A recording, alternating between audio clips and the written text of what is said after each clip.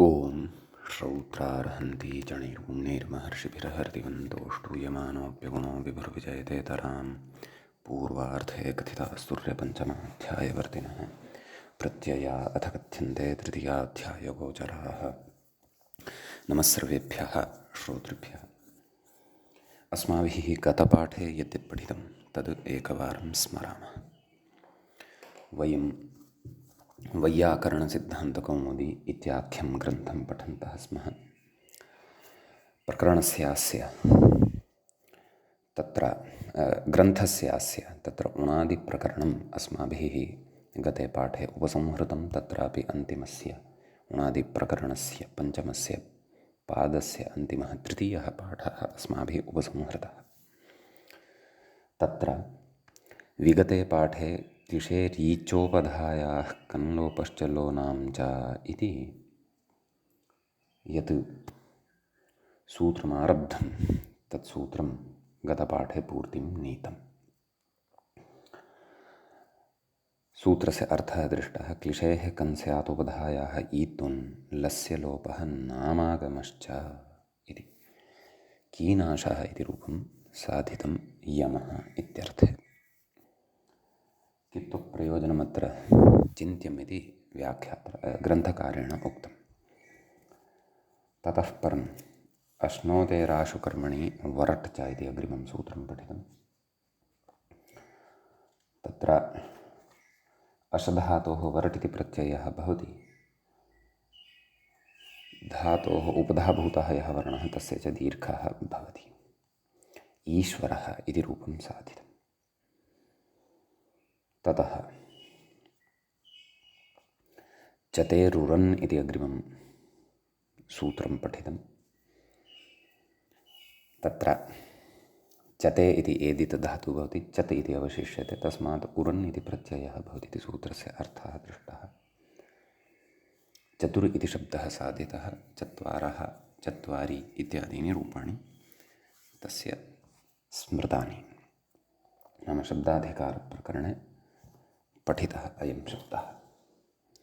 तदनन्तरं प्राततेररन् इति अग्रिमं सूत्रं पठितं। प्रपूर्वकात् अतधातोः अरन् इति प्रत्ययः भवति इति सूत्रस्य अर्थः दृष्टः। प्रातः इति रूपं साधितं।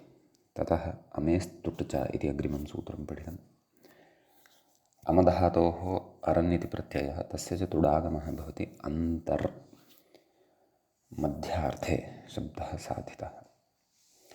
ततः दहेर्गो लोपो दश्चनः इति सूत्रं पठितं। तत्र दह धातोः गप्रत्ययः धातोः अन्त्यस्य लोपः दकारस्य नकारः इति सूत्रस्य अर्थः दृष्टः। नगः इति रूपं साधितम्। ततः सिचेः संज्ञायां हनुमं कश्च इति अग्रिमं सूत्रं पठितम्। तत्र सिच इति धातोः कप्रत्ययः भवति। धातोः हकारान्तादेशः नुमागमश्च भवति संज्ञायां गम्यमानायां। सिंहः इति रूपं साधितम्। ततः व्याङि घ्रातेश्च जातौ इति। व्याङि इति उपवदनं वि आङ् इति उपसर्गद्वयपूर्वकः घ्राधातोः जातौ गम्यमानायां कप्रत्ययः भवति। व्याघ्रः इति रूपं साधितम्। आतोलोप इटि च इत्यादिकं कृत्वा। ततः हन्ते रच् घुरच इति अग्रिमं सूत्रं पठितम्। हन् धातोः अच् प्रत्ययः धातोः स्थाने घुरादेशश्च भवति। घोरम् इति रूपं साधितं। ततः क्षमेरुपधालोपश्च इति अग्रिमं सूत्रं पठितं। क्षमधातोः अच् प्रत्ययः भवति। उपधालोपश्चापि भवति इति अर्थः पठितः। क्ष्मा इति रूपं पृथिव्यर्थे साधितं। ततः तरतेर्ड्रिः इति रूपम् इति सूत्रं पठितं। तृधातोः ड्रि इति प्रत्ययः भवति।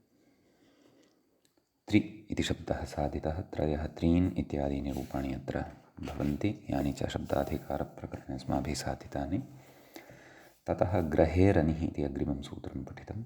ग्रहधातोः अनिप्रत्ययः भवति इति सूत्रस्य अर्थः। ग्रहणिः ङीषपि भवति कृदिकारादक्तिनः इति ग्रहणी इत्यपि व्याधिभेदविशेषः भवति इत्युक्तम्। ततः प्रथेरमच् इति अग्रिमं सूत्रं पठितं। प्रथधातोः अमच् इति प्रत्ययः भवति। प्रथमः इति सिद्धम् इति साधितं। ततः चरेश्च इति अग्रिमं सूत्रं पठितं। चरधातोः अमच् इति प्रत्ययः भवति। चरमः इति प्रयोगः साधितः। ततः अन्तिमं सूत्रं पठितं मङ्गेरलच् इति। मङ् इति धातोः वस्तुतः मगि इति भवति, तस्य नुमागमः भवति। मङ् इति धातोः अलच् इति प्रत्ययः भवति। मङ्गलम् इति रूपं साधितम् इति एतावान् तत्र विषयः अस्माभिः उणादिप्रकरणे पठितः। उपसंहृतश्च अयं पञ्चमः पादः, तृतीयश्च पाठः। गतपाठस्य अन्ते व्याख्यायाः पङ्क्तयः इत्थमासन्। मङ्गेरलच् मगिर्गत्यर्थः, अस्मादलच् प्रत्यय इत्यर्थः, मङ्गलमिति धातोरिदित्वान्नुं, स्वश्रेयसं शिवं भद्रं कल्याणं मङ्गलं शुभम् इत्यमरः इति। इदानीं मित्राणि, अस्माभिः अग्रिमस्य प्रकरणस्य आरम्भः कर्तव्यः वर्तते। उत्तरकृदन्तप्रकरणम् अग्रे भवति। कृदन्तान् द्विधा विभक्तवान् अस्माकं ग्रन्थकारः श्रीमान् भट्टोजिदीक्षितवर्यः। पूर्वकृदन्तप्रकरणं वयं पठित्वा आगताः स्मः। मध्ये उणादिप्रकरणं, यतोहि वस्तुतः उणादिप्रकरणं कृतप्रपञ्चनमेव, नाम कृदन्तत्वमेव उणादिनिष्पन्नानामपि सिद्ध्यति। यतः उणादयो बहुलमिति कृताङ्कोटौ मध्ये पठितं वर्तते सूत्रकारेण। अतः अवशिष्टाः अन्ये ये विचाराः अधुना कृतप्रत्ययसम्बद्धाः अथवा कृतप्रत्ययरूपाः, ते इतः परम् अस्मिन् उत्तरकृदन्तप्रकरणे करिष्यन्ते अस्माकं क्रमे। अधुना तावत् उत्तरकृदन्तप्रकरणस्यास्य प्रथम एष पाठः आरब्धः भवति। तत्र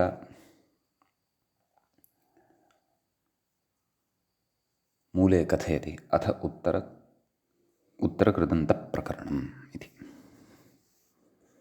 व्याख्याता कथयति अथ उत्तरकृदन्तप्रक्रिया निरूप्यन्ते, नाम इमाः प्रक्रियाः निरूप्यन्ते इति। तर्हि सूत्रम् इदानीं वयं पठामः। सूत्रं प्रथमं भवति उणादयो बहुलम्। एतावता उणादिप्रत्ययाः पठिताः, तेषां बहुलं प्रवृत्तिः अधुना अत्र उच्यमाना वर्तते। तत्र उणादयः इति प्रथमाविभक्तेः बहुवचनान्तं पदं भवति। बहुलम् इति प्रथमान्तं भवति। उण आदिः येषान्ते उणादयः इति च भवति। तच्च प्रथममेव सूत्रम् उणादिप्रकरणे यदस्माभिः पठितं तेन उणप्रत्ययस्य विधानं कृतम् इति कृत्वा ते इमे उणादयः भवन्ति ये एतावता अस्माभिः पठिताः। तत्र बहुलम् इत्येतं विषयं तु वयं जानीमः एव।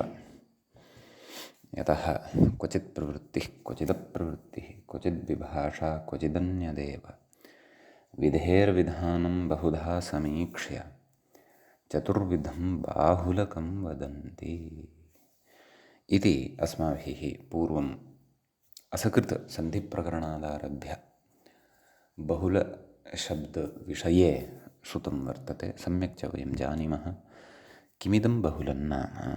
अस्तु, तर्हि व्याख्यातापि उणादयो बहुलमिति उक्त्वा ततः कथयति तृतीये अध्याये तृतीयपादस्य इदम् आदिमं सूत्रं। सम्यक्, नाम अस्माभिः इतोपि कृतविषये पादद्वयं पठनीयं वर्तते। अस्तु, तर्हि तृतीयस्य पादस्य आदिमं नाम प्रथमम् इदं सूत्रं भवति।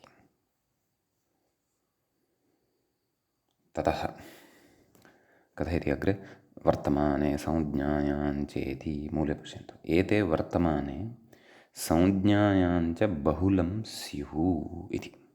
कुतः वर्तमाने इत्यर्थः लब्धः इति चेत् कथयति, वर्तमाने लट् इत्यतः पुवस्संज्ञायाम् इत्यतश्च तदनुवृत्तेरिति भावः। नाम पुवस्संज्ञायाम् इत्यतः संज्ञायां, वर्तमाने लट् इत्यतः वर्तमाने इति अनुवृत्त्या लभ्यते। बहुलं स्युः इत्युक्तम्। सम्यक्। ततः अग्रे कांश्चन विशिष्टान् महत्त्वपूर्णान् विचारान् कथयन्नस्ति व्याख्याता, पश्यामः।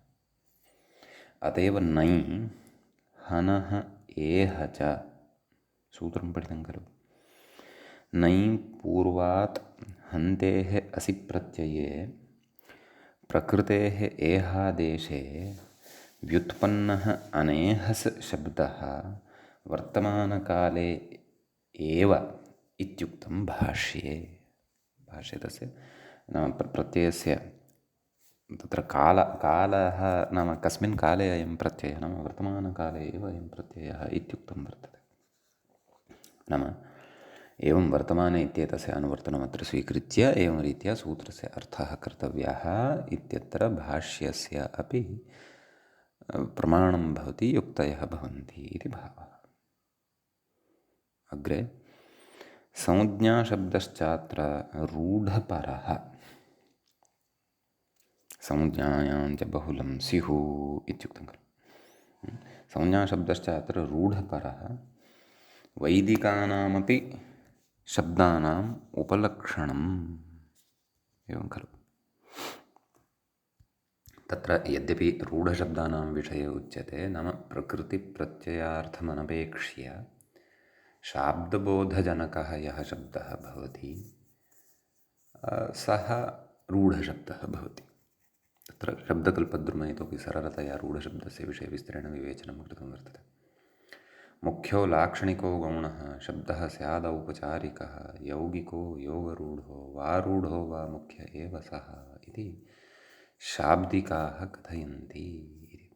मुख्यतया अत्र किं श्रुतं, प्रत्ययार्थम् अनपेक्ष्य प्रकृतिः भवति, प्रत्ययोऽपि भवति, परन्तु तयोः अर्थः अत्र ग्राह्य एव इति नास्ति।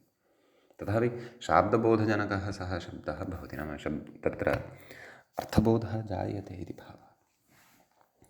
तदेव अत्र व्याख्याता कथयति, नाम संज्ञाशब्दश्चात्र रूढशब्दपरः वैदिकानामपि शब्दानाम् उपलक्षणं भवति। नाम वैदिकाः ये सन्ति शब्दाः, ये उणादिप्रत्ययैः व्युत्पाद्यन्ते, तेषामपि उपलक्षणभूतः भवति इति। अत एव नैगमरूढिभवं हि सुसाधु इति वार्तिकं। वार्तिके तथा उक्तं वर्तते। नाम नैगमरूढिभवं यच्छब्दस्वरूपं तत् सुसाधु, नाम तथैव तस्य सम्यक्तया अथवा साधुत्वं स्वीक्रियते इति भावः। विशिष्य तु एतद् वार्तिके गत्वा कः प्रसङ्गः भाष्ये इति द्रष्टव्यम्। अग्रे च कथयति, वैदिकाः रूढशब्दाश्चौणादिकाः, वैदिकाः रूढशब्दाः अपि औणादिकाः भवन्ति इति च भाष्यं सङ्गच्छते। रूढाश्च एते उणादिप्रत्ययान्ताः अवयवार्थशून्याः। अवयवः नाम प्रकृतिः प्रत्ययश्च। कस्यचित् शब्दस्य अवयवद्वयं प्राधान्येन भवति खलु, प्रकृतिः प्रत्ययः च। अतः तयोः अर्थाः तत्र ग्राह्य एव इति नास्ति। अवयवार्थशून्याः असन्तम् अपि अवयवार्थम् आश्रित्य, अवयवस्य अर्थः तत्र विद्यमानः न भवति, अविद्यमानम् अपि अवयवार्थम् आश्रित्य प्रायः कर्तरि व्युत्पाद्याः, कर्तृर्थे ते व्युत्पाद्याः इति उच्यते। कर्तरि कृत् इति उक्तमेव, उणादयः अपि तत्र कृताङ्कोटौ पठिताः इति कृत्वा रूढानां विषये इदमुच्यमानं वर्तते। कथा इति उणादयो वा इत्यनुक्त्वा बहुलग्रहणस्य प्रयोजनमाह इति।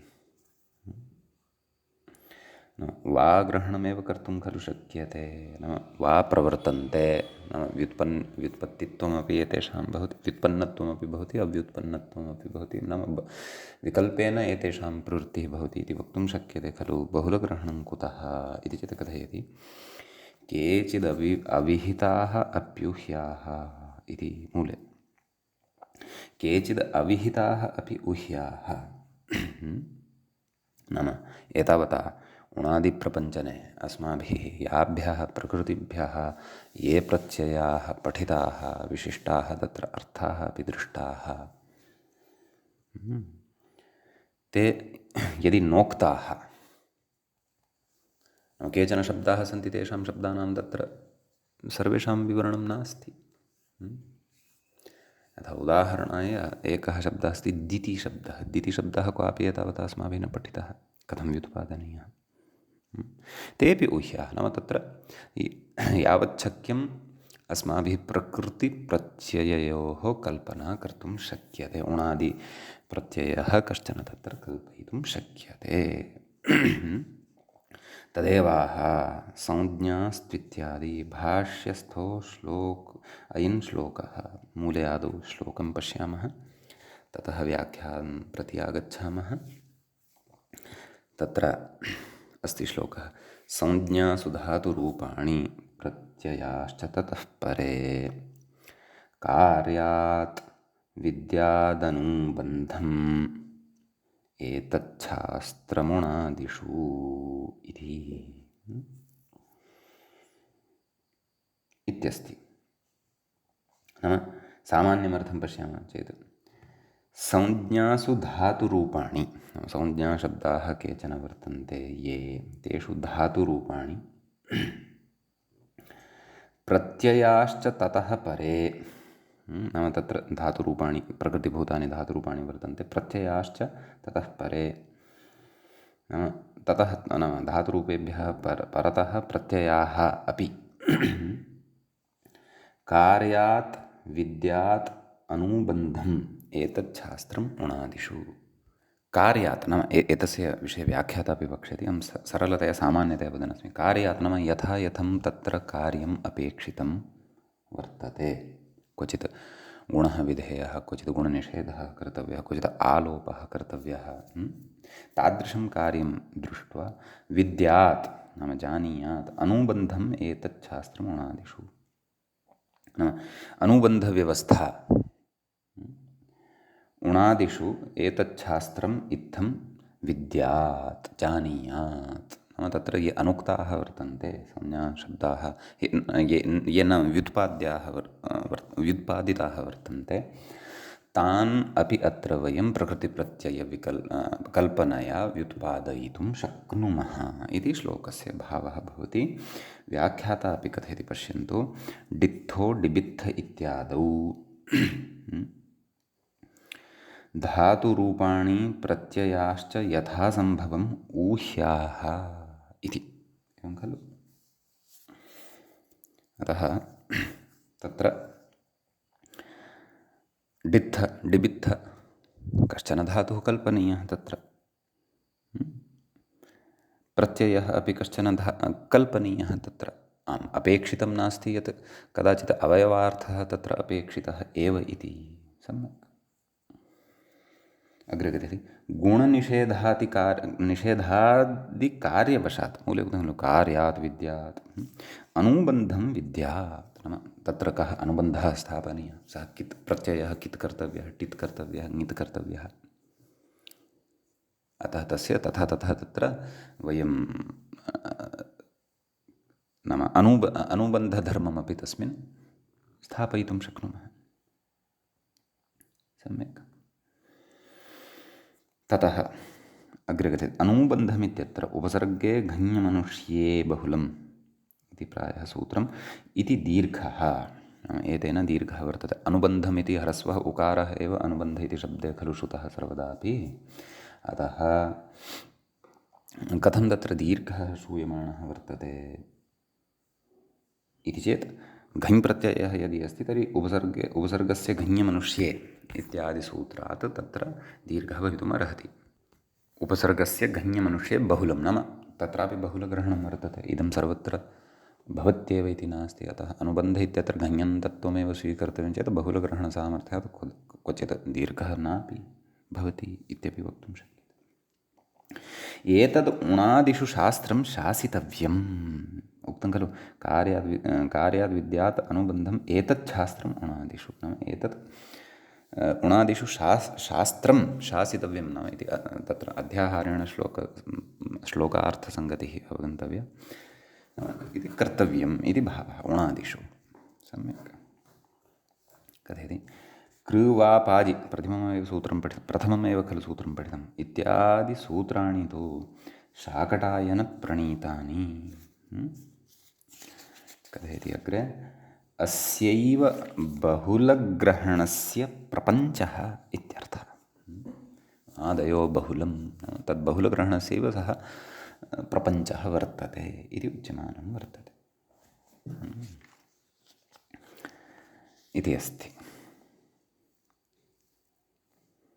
अतः निश्चयेन यः कोऽपि शब्दः भवतु नाम यः कश्चन शब्दः व्युत्पादयितुमेव न शक्यते प्रकृतिप्रत्ययविभागः एव तत्र कर्तुं न शक्यते इति नास्ति आम् पक्षान्तरमपि वर्तते उणादयः अव्युत्पन्नानि प्रातिपदिकानि परन्तु तत्पक्षद्वयमपि वयं लक्ष्यानुरोधेन स्वीकुर्मः शास्त्रे इति वयम् असकृत् एतावता शृण्वन्तः आगताः स्मः अग्रेपि स एव सिद्धान्तः बुद्धौ स्थापनीयः परन्तु अयं संज्ञाशब्दः रूढशब्दः अस्य व्युत्पादनं सुतरामेव न शक्यते इति तथा न चिन्तनीयं सम्यक्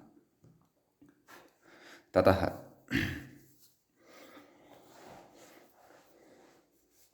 अग्रे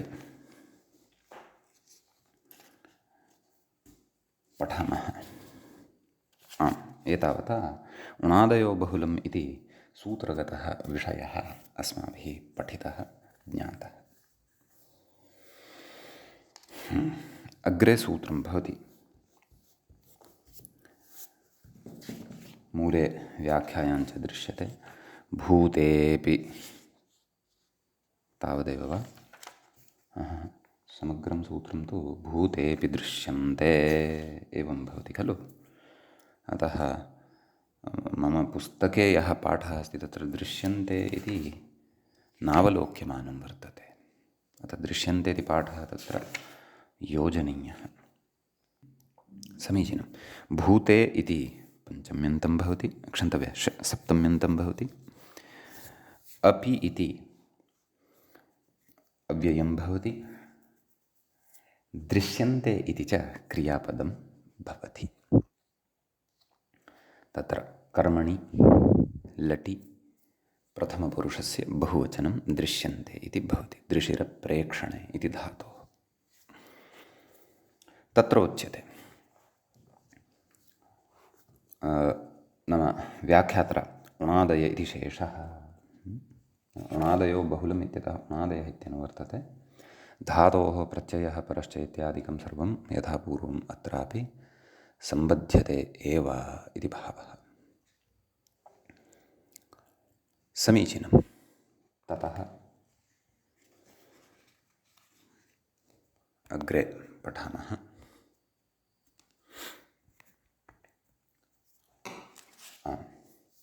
व्याख्याता कथयति वर्तमानाधिकारात् इदं भूतग्रहणम् एवं खलु अन्यथा वर्तमानार्थ एव अत्र लभ्यमानः भवति समीचीनं ततः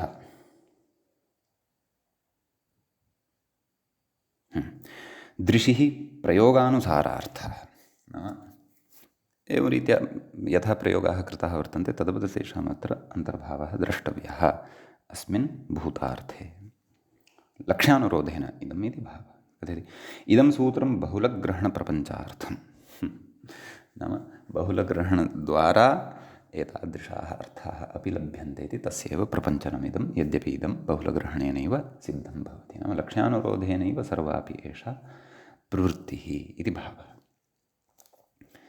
समीचीनम् अग्रे भविष्यति गम्यादयः इत्यस्ति सूत्रम् असकृत अनेकस्मिन् प्रकरणे इदं सूत्रम् अस्माभिः श्रुतं वर्तते अतः अधुना वयम् इदं सूत्रं पठामः भविष्यति इति सप्तमी विभक्तेः एकवचनान्तं रूपं भवति भविष्यत् इत्येतस्य शब्दस्य गम्यादयः इति प्रथमाविभक्तेः बहुवचनान्तं भवति गमि आदिः येषां ते गम्यादयः इति सम्यक् ततः अग्रे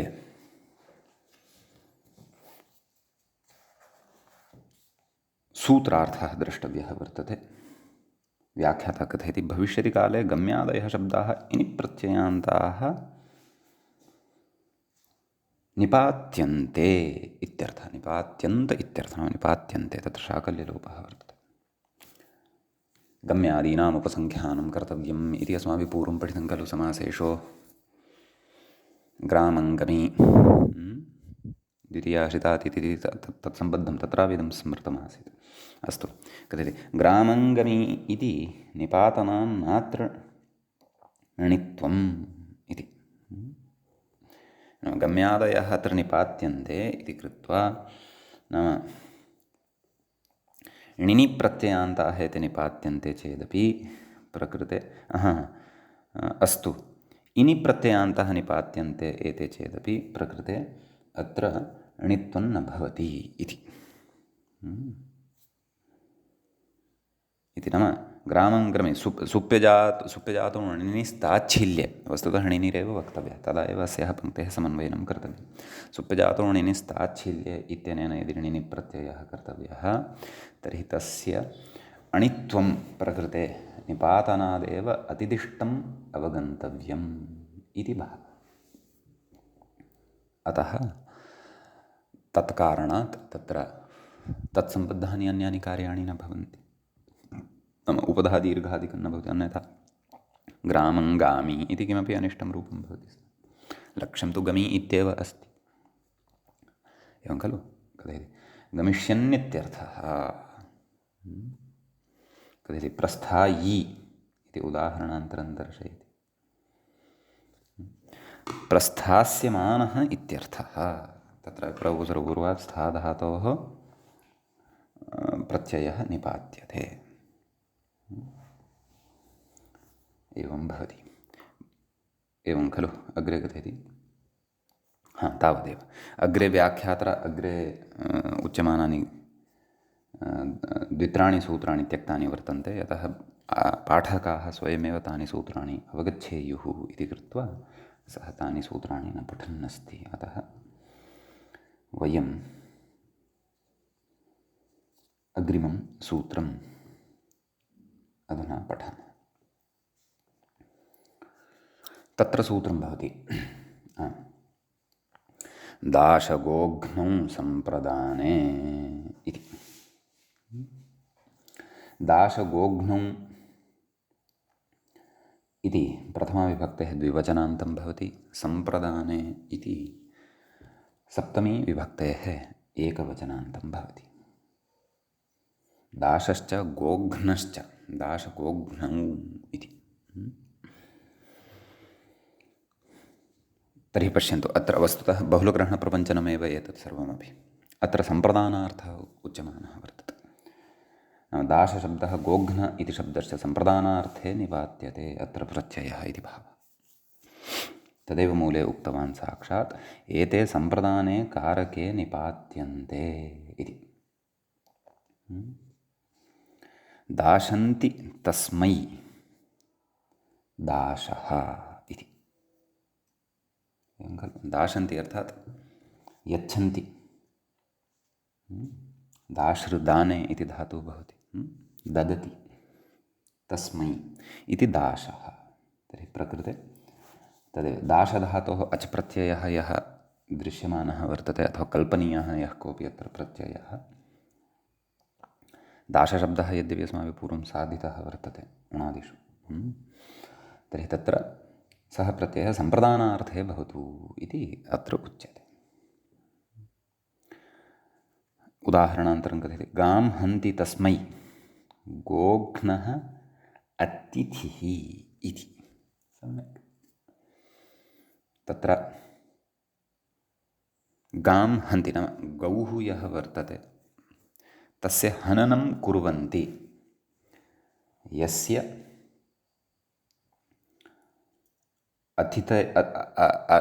अतिथेः कृते सः अतिथिः गोघ्नः अतिथिः इति। अत्र किञ्चित् मया उच्यते। केचन अत्र यथार्थं स्वीकृत्य गोघ्न इति शब्दस्य तथा अर्थं कुर्वन्ति, यत् गोः हननं मारणं तस्य कर्तनं कृत्वा यः अतिथिः आगतः भवति तस्य कृते गोमांसस्य पाकादिकं कृत्वा तस्य सत्कारादिकं कुर्वन्ति, अतः एतादृशः अतिथिः गोघ्नः भवति। अत्र गो उपसर्गपूर्वं गो इति उपपदात् हनधातोः तत्र प्रत्ययः अच् प्रत्ययः अत्र अथवा टक् प्रत्ययः अत्र निपातयितुं शक्यते। अपि च अन्यानि प्रक्रियागतकार्याणि च अत्र भवन्ति। दा गो हन् अ गमहनजनघसान् गमहनजनघनघसान् लोपः किङ्क्तेन किङ्क्तेन उपधः लोपः हो हन्तेर्निन्नेषु इत्यनेन कुत्वेन घकारः भवति, घ्न इति जायते। सम्यक्। तर्हि प्रकृते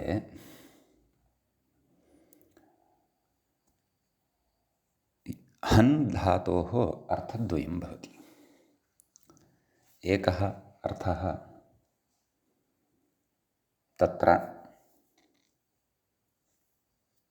हिंसार्थकः भवति, अपरः अर्थः गत्यर्थकः भवति। एवं खलु? हिंसागत्योः अर्थयोः इदं भवति।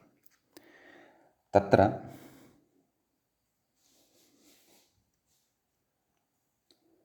हिंसार्थः यैः तत्र गौः मारणीयः अस्ति, भोजनीयः एव अस्ति, सः हिंसार्थं स्वीकुर्यात्।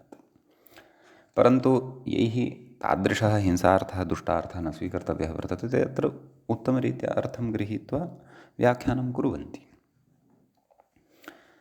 गत्यर्थकं स्वीकुर्मः। गां गतिमन्तं कुर्वन्ति इति एतादृशः अर्थः। गौः गतिः का प्रकृते? गोः सविधे गत्वा आहारादिकं दत्वा क्षीरादिकं तत्र दुग्ध्वा क्षीरादिकं स्वीकृत्य तत् क्षीरद्वारा उत्तमान् पदार्थान् निर्माय अतिथेः कृते भोजयन्ति, खादयन्ति इति। सम्यक्। यतः गतिः बहुविधा भवितुम् अर्हति। गमनं, ज्ञानं, एतादृशं प्राप्तिः, मोक्षः। गोः यत्र गोसम्बद्धाः यत्र चेष्टाः जायन्ते गोस्वामिनः कारणात्, दोहनं, तादृश सर्वापि गतिः अत्र भवितुम् अर्हति। अतः तादृशः उत्तमः अर्थः अत्र ग्राह्यः। परन्तु खेदस्य विषयः अयं यत् बहुभिः महापण्डितैः अपि एतादृशशब्दानां सन्दर्भे अर्थसमन्वयनं न क्रियते। वेदे अपि गोघ्नशब्दः असकृत् बहुत्र आगतः वर्तते। तत्र बहुभिः पण्डितैरपि भाष्यकारैरपि बहुभिः गोः हननार्थः एव नाम मारणार्थः एव तत्र गृहीतः वर्तते। तत्र बहूनि निदर्शनानि तादृशानि द्रष्टुं शक्यन्ते। अस्माकम् आचार्यः शङ्करस्तु तत्र उपनिषत्सु बहुषु मन्त्रेषु अत्र यत् किमपि व्याख्यानेन कथयति, एषा आहारपद्धतिः प्राचीना आसीत् इत्येव तत्र प्रतिपादनं दृश्यते। प्राचीना आसीत् चेत् तर्हि अधुना कुतः न भवितुम् अर्हति इति आधुनिकाः केचन कथयन्ति। अस्मिन् आधुनिके समये एव कस्माच्चित् कालात् केभ्यश्चित् वर्षेभ्यः पूर्वम् एकः सन्न्यासी जातः भारते, स्वामी विवेकानन्दः। सः तु धैर्येण एतत् प्रतिपादयति, यथावत् नाम गौः यदा कोऽपि अतिथिः आगच्छति स्म तदा गृहे सर्वाधिकतया पुष्टः गौः यः भवति स्म अथवा याः गौः भवति स्म सहसा वा हन्यते स्म, तस्याः मारणं क्रियते, तस्याः मांसं भोज्यते स्म अतिथेः कृते। तस्यापि इदम् अभिमतं वर्तते। परन्तु केचन उत्तमाः सहृदयाः कारुणिकाः करुणाहृदयवन्तः बहवः सज्जनाः अभूवन्, यैः एतादृशायाः विचारधारायाः खण्डनं कृतं। तथा नास्ति, अपि च विविधैः प्रमाणैः तत्र प्रतिपादितं। नाम अत्र उत्तमः अर्थः कः, अयमेव यः अभीप्सितः वर्तते तत् प्रतिपादितं। तेषां सरण्यां तेषां कोटौ स्वामी दयानन्दसरस्वतीमहोदयः अग्रणीः भवति। अतः तादृशानाम् अवश्यम् अस्माभिः तत्र वचनम् अत्र श्रोतव्यं भवति। यथा नितराम् इदम् अव्यवहारिकं, वयं स्थाने अलङ्कुर्मः यां गां, तस्याः गोः हननं तत्सूत्रान् न युज्यते। अतः अर्थान्तरम् आश्रित्यैव अत्र सर्वात्मना सङ्गतिः कर्तव्या भवति। अस्तु, यद्यपि तत्र अहम् एतान् विषयान् वदन् भवामि, सः विषयः प्रेष्य गुरोर्हविषो देवता सम्प्रदाने इत्यादि विषयः कारकेषु पठितः स्यात् वा अत्र वा अग्रे वा आयास्यति, तत्र यथामति भवन्तः जागरूकाः श्रोतारः अग्रे समाजे यदा संस्कृत विरोधिनः सम्मुखीकरिष्यन्ति तदा भवतां तत्र काचित् स्पष्टता भविष्यति। सम्यक्। ततः अग्रे वयम् अधुना पश्यामः। सूत्रं वर्तते भीमादयोपादाने इत्यस्ति। इदानीं पश्यन्तु, वर्तमाने अस्माभिः दृष्टः, वर्तमाने भवन्ति केचन ऊणादयः, केचन भविष्यत्यर्थे भवन्ति, केचन सम्प्रदाने अर्थे भवन्ति। अधुना अपादानार्थः नाम सर्वमपि इदं बहुलप्रपञ्चनमेव क्रियमाणं वर्तते। तर्हि तत्र भीमादयः इति प्रथमाविभक्तेः बहुवचनान्तं भवति। अपादाने इति सप्तमी विभक्तेः एकवचनान्तं भवति। तत्र भीमः आदिः येषां ते भीमादयः इति बहुव्रीहिसमासः ज्ञेयः।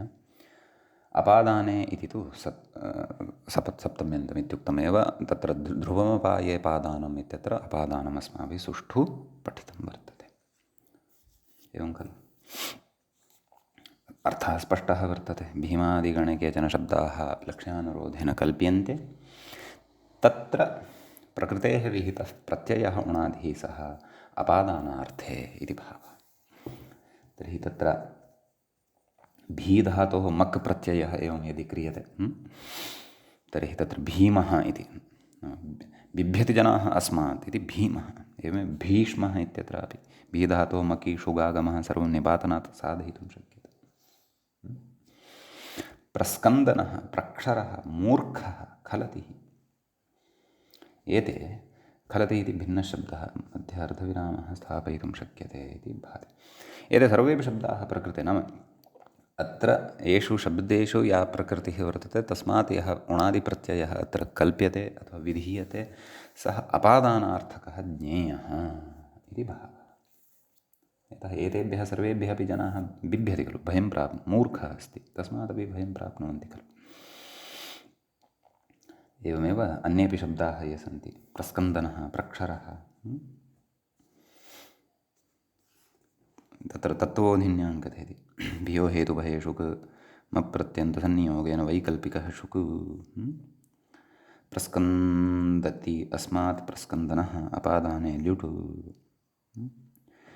क्षरत्यस्मात् प्रक्षरः पचाद्य च मुह्यत्यस्मात् मूर्खः इति मूर्खः मुहेः खो मूर्छा इति पूर्वं पठितं खलु स्खलत्यस्मात् इति खलतिर्निष्केशशिराः इति प्रागुक्तं तत्सर्वं पूर्वमुक्तं वर्तते तत्र अपादाने अस्माभिः प्रत्ययः ज्ञातव्यः इति भावः अस्तु तदिदं सर्वमपि बहुलग्रहणप्रपञ्चभूतमेव इति कृत्वा अस्मद्व्याख्यात्रा अत्र व्याख्या न कृता भवतु नाम इदानीम् अग्रिमं सूत्रं वयं पठामः सत्यम् अग्रिमं सूत्रमपि व्याख्यातानां व्याचक्षाणः वर्तते ताभ्यामन्यत्रोणादयः इति ताभ्याम् इति तच्छब्दस्य पञ्चमी विभक्तेः द्विवचनान्तं भवति अन्यत्र इति अव्ययं भवति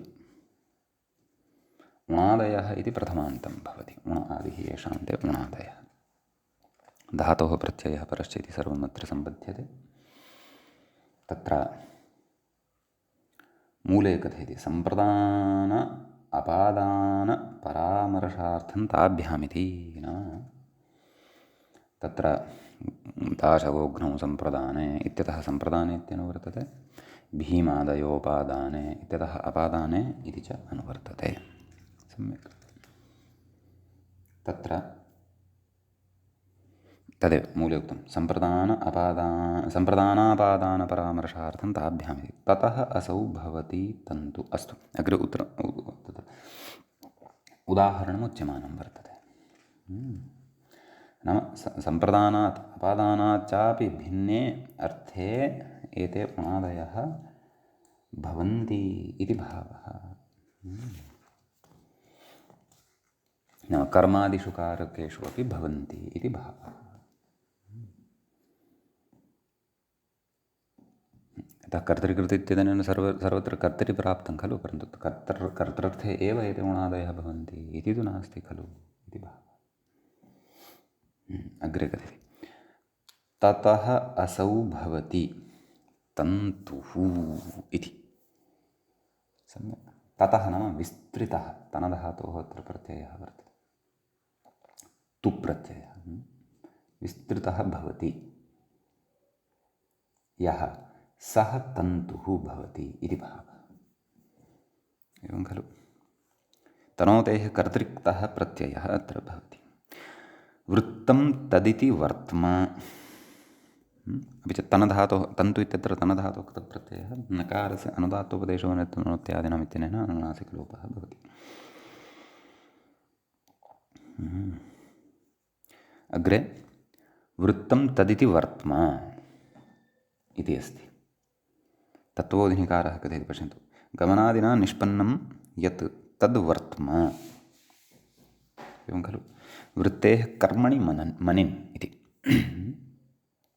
गृहादिषु अर्थेषु प्रयुज्यते खलु वर्त्मन् इति शब्दः कर्मणि मनिन् प्रत्ययः अत्र अवगन्तव्यः अयनं वर्त्ममार्गाध्व इत्यमरः नाम अयनार्थे मार्गार्थे अध्वार्थे नाम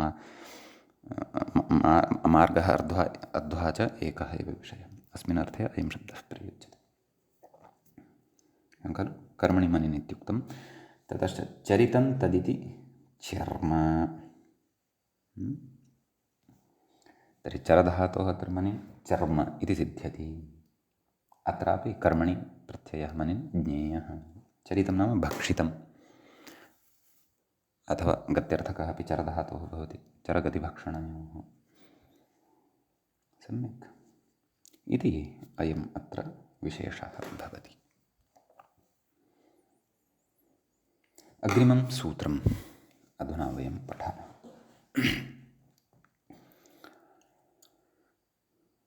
आम् एतावता तदेव बहुलप्रपञ्चनमित्येव अवगन्तव्यम् अधुना अग्रे पश्यामः व्याख्याता इङ्गितं करोति तुमुन्मूलौ क्रियार्थायाम् इति मूले सूत्रं पश्यामश्चेत् तुमुन्मूलौ क्रियायां क्रियार्थायां तद्व्याख्यायां तुमुलौ एतदनन्तरं पूर्णविरामः दृश्यते, सः अपसारणीयः, सः नास्ति। सम्यक्। पदच्छेदमादौ सूत्रस्यास्य पश्यामः। तुमुन्मूलौ तुमंश्च तुमुञ्च णुल्च तुमुन्मूलौ प्रथमाविभक्तेः द्विवचनान्तं भवति, इतरेतरयोगद्वन्द्वः च अत्र भवति। क्रियायाम् इति सप्तमी विभक्तेः एकवचनान्तं भवति। क्रियार्थायाम् इति सप्तमी विभक्तेः एकवचनान्ते एव एकवचने एव भवति पदम्। तत्र क्रिया अर्थः, अर्थः नाम प्रयोजनं, क्रिया अर्थः यस्याः सा क्रियार्थः भवति, बहुव्रीहि तस्यां क्रियार्थायां। सम्यक्। व्याख्याता किं कथयति पश्यामः। क्रियोद्देशभूतक्रियावृत्तिधातौ उपपदे इत्यर्थः। नाम क्रियायाः उद्देशभूतक्रिया या वर्तते, एवं खलु, तादृशक्रियावृत्तिपरः यः धातुः तस्मिन् उपपदे सति धातोः तुमुन् अपि च णुल् इति प्रत्ययः भवति। तद् वयम् उदाहरणमुखेन इतोपि सरलया भाषया अवगमिष्यामः। सद्यः अग्रे पश्यन्तु। भविष्यति इत्यनुवर्तते, भविष्यति इत्येतस्य पदस्य अनुवर्तनम् अत्र भवति इति भावः। सम्यक्। ततः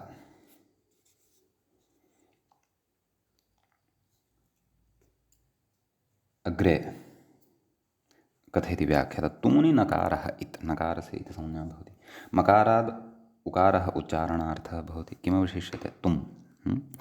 णुलि णलावितौ वोरकादेशः, योरनाकु इत्यनेन अकादेशः तत्र तत्र सर्वत्रापि अग्रे उदाहरणेषु ज्ञेयः इति भावः। मूलेपि सूत्रार्थं पश्यामः। क्रियार्थायां क्रियायाम् उपपदे, उपपदं च किं भवति इति वयं जानीमः। तत्रोपपदं सप्तमीस्थं। सम्यक्। किं कथयति? क्रियार्थ पुनः पठामि। मूले क्रियार्थायां क्रियायाम् उपपदे सति, सति इति अध्याहर्तुं शक्यते। यतः तद् उपपदं परतः एव अपेक्षितं, पूर्वमेव अपेक्षितम् इति नास्ति। भविष्यति अर्थे, परन्तु उपपदे नाम प्रागेव अपेक्षितम् इति,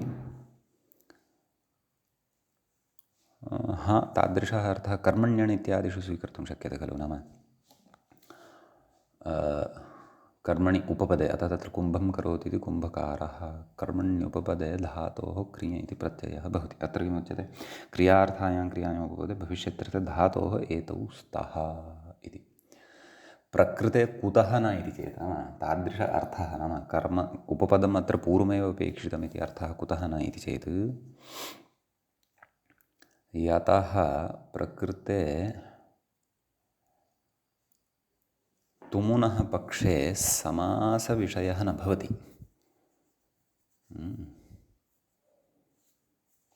समासविषयः अत्र न भवति। नाम यथा उपपदसमासस्थव्यवस्था अस्माभिः पूर्वं दृष्टा खलु, तादृशी व्यवस्था अत्र न भवति। तद् अचिरेण भवन्तः स्पष्टीकरिष्यन्ति विषयं।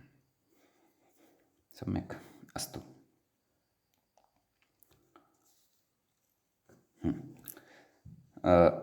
तर्हि मूले किं कथयति? व्याख्याता इङ्गितं करोति। मान्तत्वादिति मूले उक्तं। मान्तत्वादव्ययत्वम्, अव्ययत्वमस्य मान्तत्वात् भवति। केन? कृन्मेजन्तः। तदेव समारयति व्याख्याता। तुमुनो मान्तकृत्वात् कृन्मेजन्तः इति अव्ययत्वमित्यर्थः। सम्यक्। एतेन अव्ययत्वं भवति। अग्रे कथयति। ततश्च अव्ययकृतो भावे, इति वचनात् भावे तुमुन्। ओह पश्यन्तु, तुमुन् इति प्रत्ययः भावे भवति इत्यपि अस्माभिः स्मर्तव्यम्। अन्तत्वात् अव्ययत्वमस्ति कृण्मयजन्तः इति तु पठितमस्ति अस्माभिः अव्ययप्रकरणे, परन्तु अव्ययकृतो भावे इत्युच्यते। अव्ययकृतप्रत्ययाः कृदन्ताः ये प्रत्ययाः यैः अव्ययानां निर्माणं क्रियते ते भावार्थे भवन्ति। भाष्यस्थमिदं वचनं स्यात्। एवं खलु अव्ययप्रकरणे अपि अयं विचारः प्रवृत्तः वा इति द्रष्टव्यं भवतु नाम। णुल् तु कर्तृर्येव। णुल् इति यः प्रत्ययः अत्र विधीयते सः तु कर्तृर्थे एव विधीयते। अतः अयमपि विषयः अग्रे अस्माभिः अवधेयः। सम्यक्। उदाहरणम् इदानीम् उदाहरणं पश्यद्भिः उदाहरणे सूत्रार्थस्यास्य समन्वयनमपि कर्तव्यम्। सम्यक्। तत्र कथयति कृष्णं द्रष्टुमिति मूले कृष्णं द्रष्टुं याति। एवं खलु। तर्हि प्रकृते क्रिया का क्रियार्थः क्रिया का एतद् अस्माभिः द्रष्टव्यं। सूत्रार्थः कः अस्ति? क्रियार्थायां क्रियायाम् उपपदे भविष्यत्यर्थधातोः एतौ स्तः। सर्वादौ उदाहरणे पश्यन्तु। तुमुन् प्रत्ययः क्व दृश्यते? द्रष्टुम् इत्यत्र दृश्यते। तस्य सिद्धिः कथं? रूपसिद्धिः कथं? दृश् तुम् धातोः गुणः द्रश् तुम् वृश्चित्यादिना षत्वं द्रश् तु ष्टुत्वं द्रष्टु क्षन्तव्यः तुमः मकारः क्वापि न गच्छति तथैव तिष्ठति। द्रष्टुम् इति लभ्यते। विभक्तेः उत्पत्तिः भवति अव्ययादाप्सुपः इत्यनेन तस्याः लोपः भवति, लुक् भवति। तर्हि निश्चयेन यस्मात् तुमुन् प्रत्ययः दृश्यते उदाहरणे तत्र सा काचित् क्रिया वर्तते।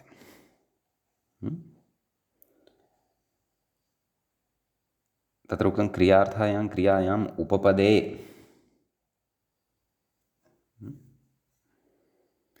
तत्र क्रियार्थः क्रिया या वर्तते सा क्रियार्थः क्रिया याति इत्यनेन अवगम्यमाना वर्तते। नाम द्रष्टुम् इत्यनेन दर्शनक्रिया ज्ञायते। काचित् दर्शनक्रिया कर्तव्या वर्तते, परन्तु सा क्रिया तावत् पर्यन्तं न सेत्स्यति यावत् पर्यन्तं तत्र तस्याः क्रियायाः निष्पादनाय काचित् अन्या क्रिया न क्रियेत। तर्हि क्रियार्थायां क्रियायाम् उपपदे नाम क्रियार्थः क्रिया उपपदभूता प्रकृते यान क्रिया वर्तते नाम गमनक्रिया। या प्रापणे इति गमनार्थे एषा अत्र धातुः अस्माभिः प्रयुज्यते खलु। यान क्रिया वर्तते। अतः यस्मात् धातोः अत्र प्रत्ययः तुमुन् कर्तव्यः वर्तते तस्मात् पूर्वमेव उपपद भूता सा क्रिया प्रयोक्तव्या इति नास्ति। कुतः? यतः समासविषयः अत्र नास्ति इति भावः। यतः निश्चयेन एकस्मिन् पदे तत्र तिङन्तत्वं भवत्येव। यदा अर्थकथनं कुर्मः याति इति तस्य तिङन्तस्य च सुबन्तेन समासः न भवति, तुमन्तेन सह समासः न भवति। अतः कामचारः अत्र अवगन्तव्यः। उपपद क्रियार्था क्रिया या काचित् उपपदभूता वर्तते सा तुमुन्नन्तात् पूर्वमपि प्रयोक्तुं शक्या, परतः अपि प्रयोक्तुं शक्या। कृष्णं याति कृष्णं द्रष्टुम् इत्यपि वक्तुं शक्नुमः। कृष्णं याति द्रष्टुम् इत्यपि वक्तुं शक्नुमः। कृष्णं द्रष्टुं याति इत्यपि वक्तुं शक्नुमः। अस्मिन् विषये कामचारः अवगन्तव्यः। सम्यक्। अतः उपपदमतिङ् इत्यत्र प्रवर्तेत एव इति न शङ्कनीयम्। यतः सुबन्तैरेव समासस्य उक्तत्वात्। समीचीनम्। एवमेव सर्वत्रापि अवगन्तव्यम्। व्याख्याता कथयति न लोकाव्यय इति न षष्ठी। एवं खलु कर्तृकर्मणोः कृति इति षष्ठी प्राप्ता या भवति तस्याः प्राप्तेः निषेधः न लोकाव्यनिष्ठा खलर्थत्प्रणाम इत्यनेन निषेधः क्रियते। तच्च सूत्रमस्माभिः पूर्वं पठितं वर्तते। अग्रे कथयति कृष्णकर्मकभविष्यद्दर्शनार्थं ज्ञानमित्यर्थः इति अस्य वाक्यस्य अर्थः एवं रीत्या फलितः भवति, यः अर्थः अत्र ज्ञायते। अत्र यातीत्युपपदं पश्यन्तु, यातीति उपपदभूता क्रियार्थः क्रिया च वर्तते इति भावः। यथा दर्शनक्रियायै काचित् अन्या क्रिया या क्रियमाणा वर्तते सा यानक्रिया वर्तते, अतः सा क्रियार्थः क्रिया वर्तते इति भावः।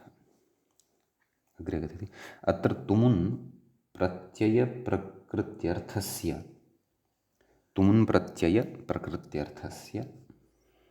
दर्शनस्य नाम तुमुन् प्रत्ययस्य या प्रकृतिः वर्तते तस्याः अर्थस्य कः अर्थः दर्शन इति अर्थः। तुमुन् प्रत्ययान्तं किं द्रष्टुं, तस्याः प्रकृतिः का दृश्, तस्याः अर्थः कः दर्शनं। दर्शनस्य यानार्थत्वं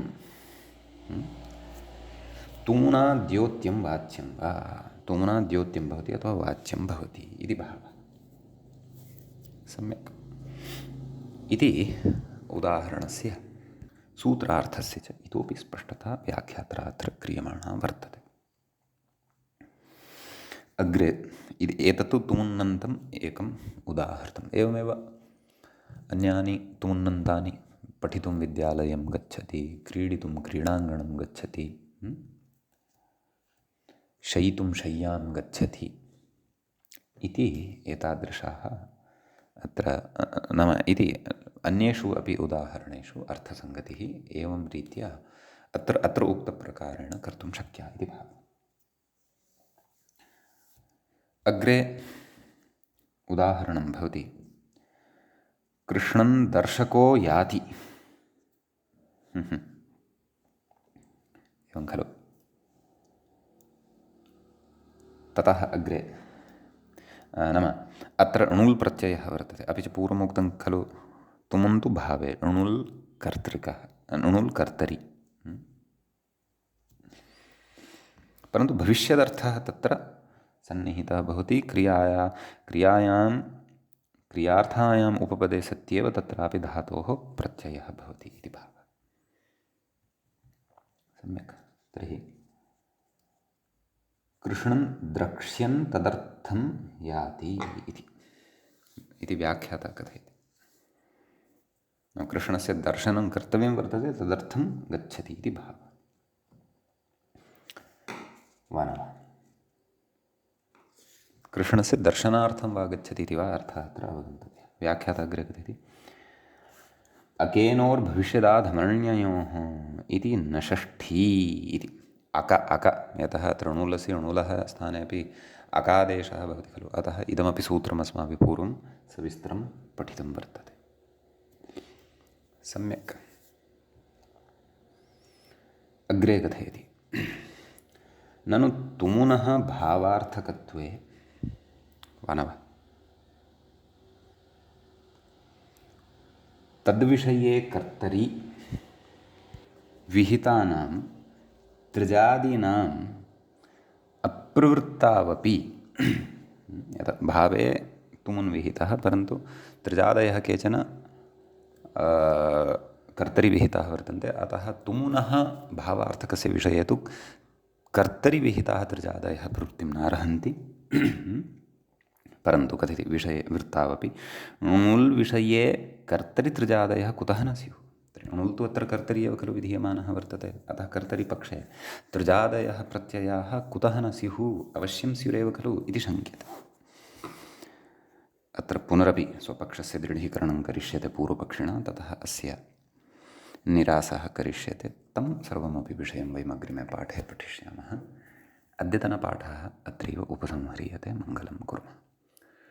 श्रौत्रार्हन्ति चणैर्गुण्यैर्महर्षिभिर्हरति वन्तोष्टूयमानोऽप्यगुणो विभुर्विजयतेतराम् पूर्वार्धे कथितास्तुल्यपञ्चमाध्यायवर्तिनः प्रत्यया अथ कथ्यन्ते तृतीयाध्यायगोचराः एवञ्च उत्तरकृदन्तप्रकरणस्यास्य अस्माकं क्रमे प्रथम एष पाठः सम्पन्नतां गतः।